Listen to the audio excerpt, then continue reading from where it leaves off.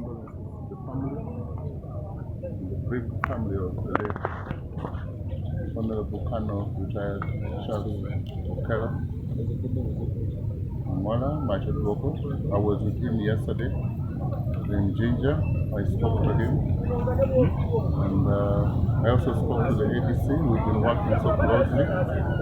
We've been friends, and it's very sad. He was a very patriotic person, and we shall miss him as government and as a country. We shall miss him. And my condolences to the people of Oyam and the Lango community and all to Ugandans. This is very sad and tragic. We sympathize and we really condone the family. Yes. When did you last see the? I was with him yesterday in Namutum.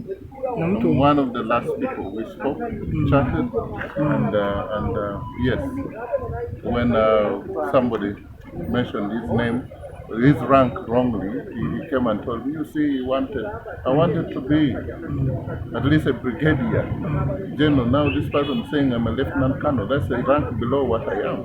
He's a colonel. So, but he was a very lovely person. He's the first person to give me a donation of a rabbit.